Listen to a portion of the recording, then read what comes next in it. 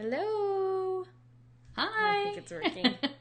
We're trying something new this time, so of course we're trying to figure it out. Okay. Yes, we're trying to figure out if there's a way we can change the description. So we have links for you to go to what we're talking about today, which is the first day of school in second grade. I might have to post the links in a minute when Heidi's talking. So let me get this up. Oh, okay. Now we can see we're there, so that's perfect. Okay. So we're going to talk. Well, you know what? Let's not do that yet. Let's turn off the screen. There we go. Because before we get started, we wanted to talk a little bit about some of the books that we recommend for back to school. Yeah. Some of our favorites. Books. So this is the first one. This is the oldie but goodie. Yes. Every intern, every new teacher always gets a copy of this.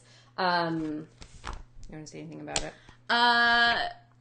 It's kind of a funny little book, but it's really good about how to set up procedures and make sure that you're setting the right tone for the year and getting started on the right foot. Lots of practical, useful tips about working smarter, not harder. Yes. Love that one. So that's The First Days of School by Harry Wong. Do you want me to take that one? Yep. Okay, the second one we love, and we're going to talk about a little bit today. Sorry, learning this camera direction here. Is Tools for Teaching by Fred Jones. And this one covers a lot of things that you would use as a teacher, but it's something that I still reference after, 12 years of reading that, just how to set up your expectations and make sure the kids know that you mean business. And yes, I love, he talks about, channeling your inner Queen Victoria, that they cannot rattle you because there's some funny illustrations in here too. Can you see that? I love this because it's so accurate. Yeah, it really hits the nail on the head. Yeah, so this is a good one. This is a good one too. Oh, and this one even has something in it. My notes on our hopes and dreams. The first 6 weeks of school. This is from Responsive Classroom. And this is one I would reference every year when I was writing my first day of school plans. Because it's just such a good way to set up so your classroom is more welcoming and you're helping the kids settle in and teaching the tools that they'll need to be successful in your classroom before you jump into content. And it's good. It covers first through in there. I think it's first through 6. So they have, or K. I don't know if it says K5 maybe. So they break it down into like what the first week would look like in the lower grades, what it would look like in the middle grades. Yeah. And lots of activities and how to get started on things. Things like introducing a fire drill, which I had never thought of until I read this. But. And it talks a lot about like guided discovery, right? Mm-hmm. And we're going to do another video about that soon because we have a whole post about doing guided discovery. But we are going to talk a little bit about it today. So those are those three go-to books. And I'm really sorry since we haven't done this before. I don't know how to put in the links to what we're going to talk about today. So as soon as this is done, I'll put them in the comments. I'm really sorry about that. Next time I'll have it figured out. So now we're going to switch over to what we're going to talk about today, which is this new post we just wrote about the first day of school in second grade.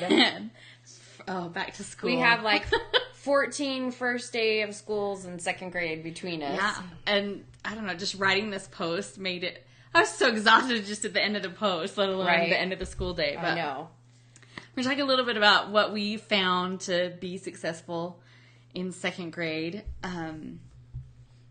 Over the years, I kind of fine-tuned everything till I had this kind of machine that this fine-tuned machine that I referenced every year. Harry Wong talks about thinking of this as a script. A coach doesn't go into a big game without having some plays already mapped out, and you don't go into a big meeting without your agenda. So the first day of school is that same idea. Sorry.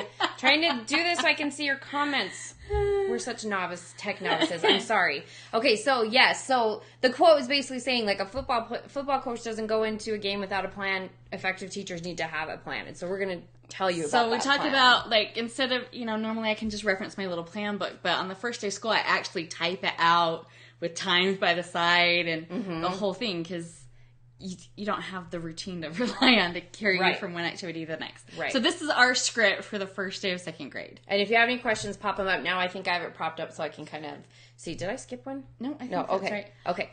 So obviously before school starts, you have to get your room set up. And we always like to use tables. And if you look, you can see that the desks are arranged. Figuring out your mouse again. I have another picture of that actually coming up. So let's talk about what you do for the welcome. So regardless of whether or not I have a theme, some years I do, some years I don't, I always put something on the door because there's nothing more terrifying for a little kid than not knowing if they're in the right room. Am I in the right place? So their name's on the door. And then also the first few days of school, our second grade was on the opposite side of the school from first grade. So they sometimes didn't know how to get back and forth to our room. So having an identifiable door really helped. And see their name. This is me. This is the place for me. And then we like to have the desks arranged in tables. And this is this picture is 11 years old. It's super blurry. I'm very sorry in my old classroom. But here's an example of what we're talking about. And if you look, you can see that the desks are turned around so they can't fit anything inside them. Yes. Because that just eliminates so many problems right there. And, anything else about the desk? You do recommend a name card holder. What was that? Oh, that's right. It's from Really Good Stuff. So if you look at, the name tags on there, and for years we used to use contact paper. It was such a hassle to cut, but these come as pre-cut sheets, and they're a little more durable than contact paper. So it's just really nice. You can just stick them on there. Mm-hmm. And then, so the first day of school, yay, it comes. And before school starts, I dump a pile of pattern blocks in the middle of every table. And the reason I do this is because it gives them an open-ended, low-stress activity to start the day with. Especially because on that first day, you get so many kids coming so early. Yeah. And you don't have to want to be finding activities for them to do to fill that time before the bells. Right. And this can just keep going as long as the time you have to fill. There's not really any way they can. My first year, I had an All About Me page on their desk, and I had kids in tears. So I learned after that, don't do anything that requires reading or writing first thing. Do it slow start to the day.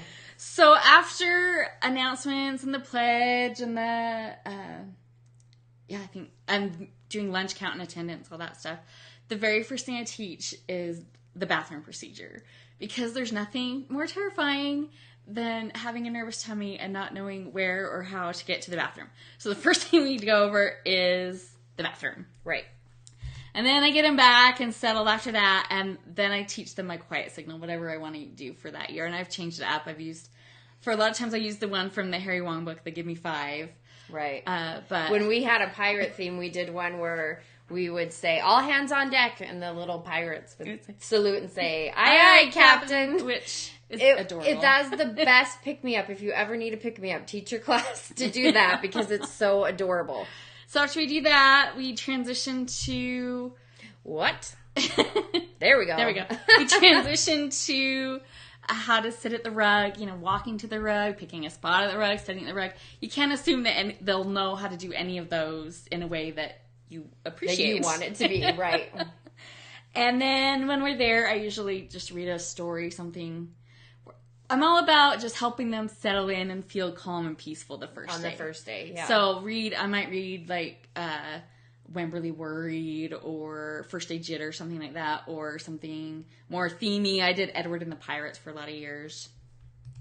And then I set up the expectations for about how to walk in the hallway. And this actually takes quite a while because you have to factor in how to line up and where to line up. Mm-hmm. And then how to leave the room. And then using the ideas from the tools for teaching from the Fred Jones book. I teach them my signals for what to do in the hallway, because if the rule is you don't talk in the hallway, then teachers shouldn't be talking either.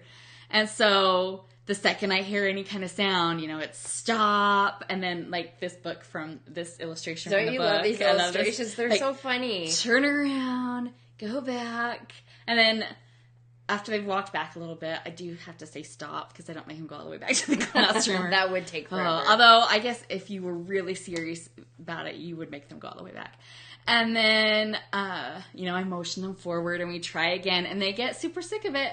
But they learn really quick that they have a teacher that means business. Right, this is what Fred Jones says in the Tools for Teaching books. He says, if they understand that you are the living embodiment of the two timeless characterizations of a teacher, namely, I say what I mean and I mean what I say, and we're going to keep doing this until we get it right, the students' testing of you will be greatly shortened. Right, they'll do it. Yeah, they want to get away with as much as they can, and if they know from the get-go that that's not going to fly... As soon as they just need to know what the boundaries are, and then they will stop testing them. After that, I take them by the bathroom. Again. And then I take them out for recess, and I try to schedule this so that we're out about 15 minutes before the other classes come out, or 15 minutes or after the other classes go in. So I have time with them just on the playground.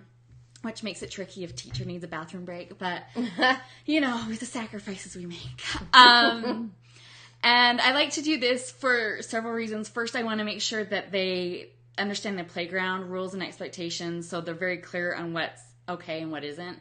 Even if they have been at that school before, we're just going to go over that again. Right. And then I also want to see who's playing together, who seems a little bit lost, who might be my problems in the upcoming weeks. Right. Just a good informal assessment for the first day. And then after we come back in, I walk them by the bathroom again. And then we start a little get to know you activity. Before school starts, I send home a letter asking the students to bring 3 things from home that they can use to show and tell. So I have half the class at this point in the morning get their things out and take turns sharing with the class. Kind of helps me to get to know them a little bit better, helps them feel like they're an important part of the classroom. And I learned after the first year, don't do everyone at once. Right. Or by the end, nobody's listening. And to specify that what they bring needs to fit in their backpack. Oh, yeah. So I learned that lesson the hard way. Something huge. Yeah, huge. Here's this quilt. My grandma made me like, oh, that's lovely, but where are we going to put it? Right. And I think... You said in the post that you had them do it the way they do the morning work sharing. What did they say again? So if you do morning meeting, they end with, I'm now ready for questions or comments after they're done sharing.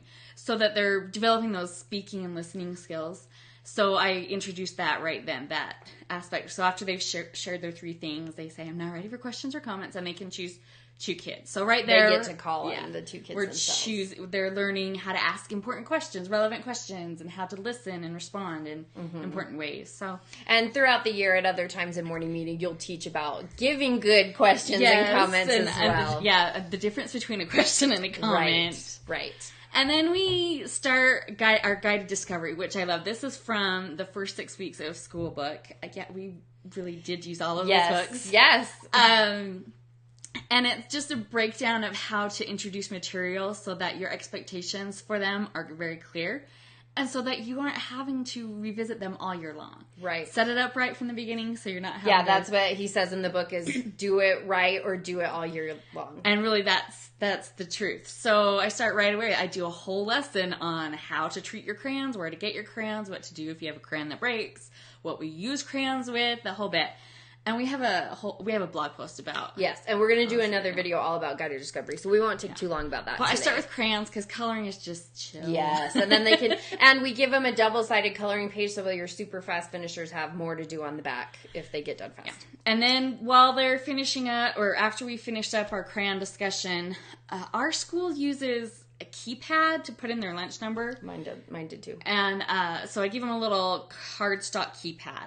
And I don't care if it's a kid that's going to have home lunch the whole year. I don't care if the kid tells me they already know their number because it's the same one from last year. Everyone practices.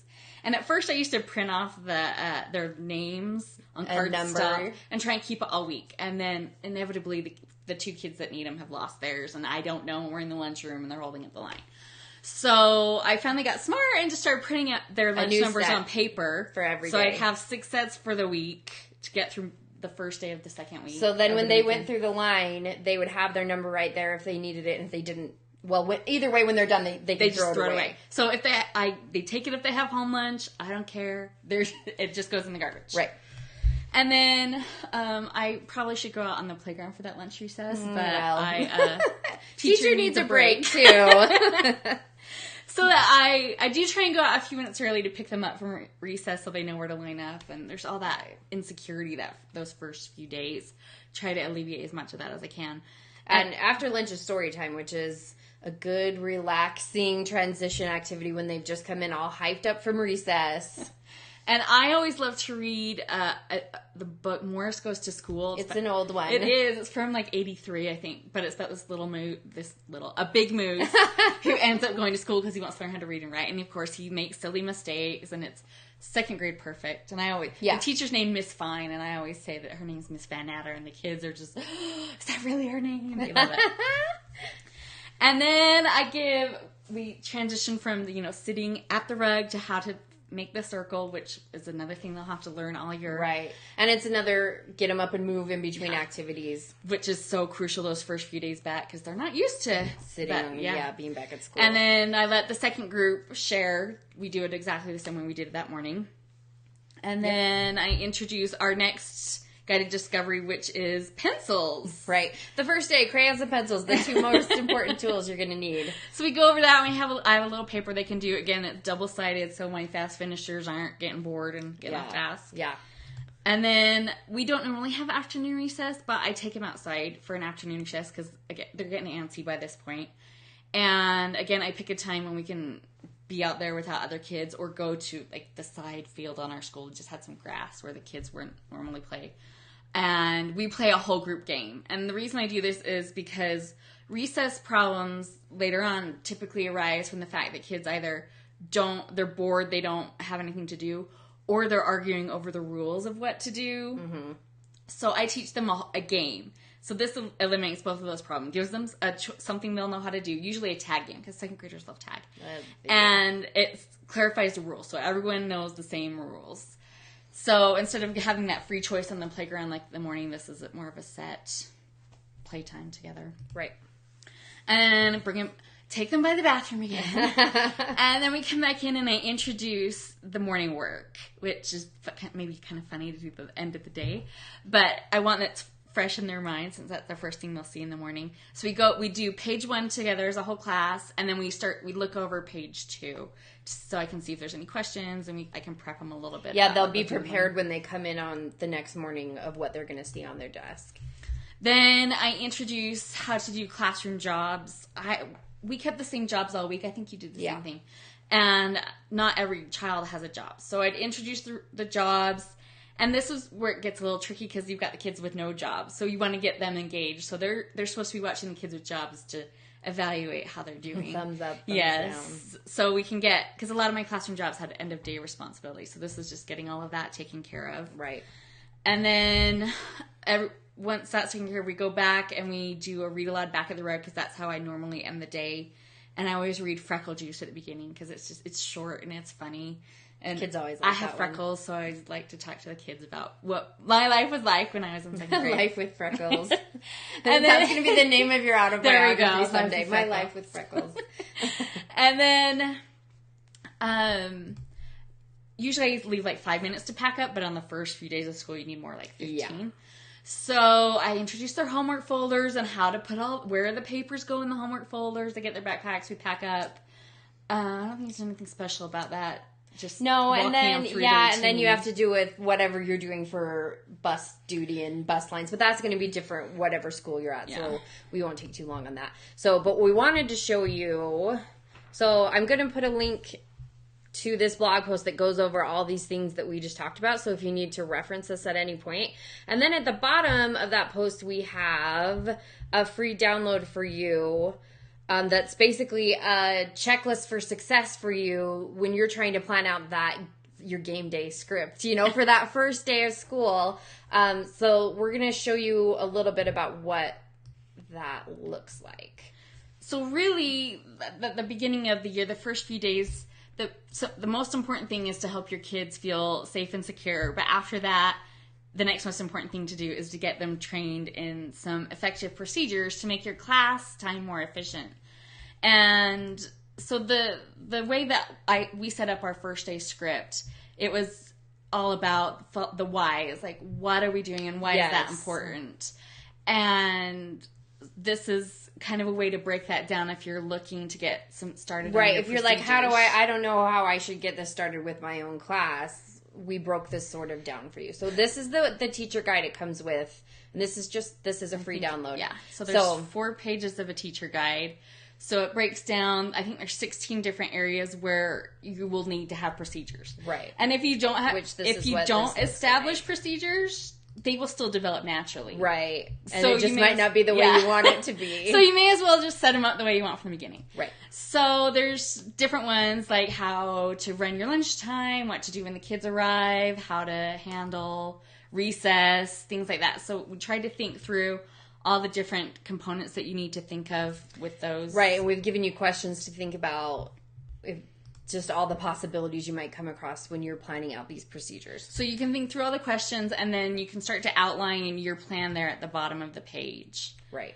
And then, after we give you a lesson plan and explain how to introduce those procedures in your class. So we have 3 steps, which are... Yeah, that's really big. That was supposed to be somewhere... Did we skip right over that? That was supposed to be somewhere in the slideshow. The 3 steps, the tell, try, and tally. Is that what you're talking about? Yeah. So you explain it, model it. That's the tell. You give students a chance to try. And then you have them evaluate how well they've done. Yeah. And then we have some checklists, so you can, after you've set up your procedures, you can look and say, or if you're already an established teacher and you're looking to find areas that needs to be some little boost, right? Some of those weaker areas, you can look through and say, this is kind of the continuum of what needs to happen when you introduce a procedure, these 4 things. Like, I know what should happen. I've been able to explain that to the children. Children have practiced it, and it's up and running smoothly. So you can try and identify where the breakdown is or how things are coming along. So you can just really make your classroom a fine-tuned machine. Right. And free up a lot of time so you can actually do the important things like teach. Right. So each of these kind of has like a few of the specific things to do with, this is a homework one that you might want to evaluate how well it's running. And over here in the teacher guide, there's a quote from Fred Jones again from Tools for Teachers, and it says, "The standards in any classroom, to put it bluntly, are defined by whatever the students can get away with. If teachers do not take the time to carefully teach their rules, routines, and standards, they will get whatever the students feel like giving them. A wise teacher knows that spending time on procedures early in the semester saves time in the long run. Prevention is always cheaper than remediation." So that's a good way to look at it. If you're feeling like all of these things in the first week are taking a lot of time, it's saving you time in the long run. Absolutely. You'll be so grateful that you took that time to set things up at the beginning so that you're not having to fight the same battles all year long. Right.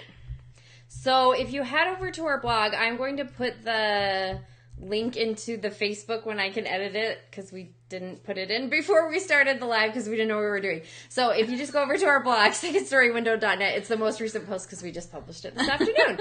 And you can scroll through here, and at the bottom, there's a link right here. You can click download to get those files we just showed you. So we were calling it our first day of school checklist for success. And it's something like 34 pages. It's a lot of pages because we don't know how to do anything like moderately. No, we don't go Once small. we start doing, we thought we were going to do this Facebook Live at 10 a.m.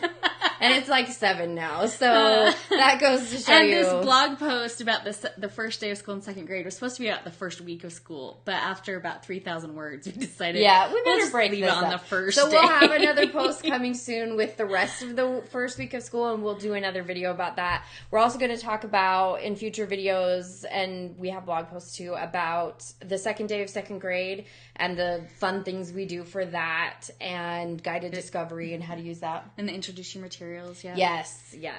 All about starting off on the right foot to just make this the best year possible. Yes. So I'll get all these links added in. And if you're watching this live or sometime during this first week of August, the Teachers Pay Teachers sale starts tomorrow, Tuesday, August 1st, and Wednesday, August 2nd. So our entire store will be 20% off, and TPT will have a promo code at the top you can use for an extra 5% off of everything.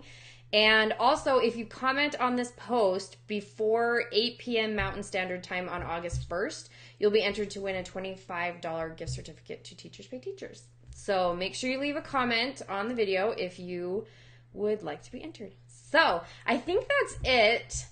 If you have any questions, leave them here in the comments of the video, and we'll come back in a little while and answer them, and I'll get those links on here for you too. So thanks so much for joining us. And good luck. I saw Katie has her first day on Thursday. Oh, that's so close, KJ, Katie. That's so early. I'm so sorry. What we believe in you, Katie, and we believe in all of you. You got this. And hopefully this post will give you some ideas of some things you can all tighten up this year to have a better start to the year. So, again, leave your questions and we will be back soon with another video. Oh, hi, Rebecca. Hey, we'll talk to you guys soon. Thanks so much. Bye. Have a good night.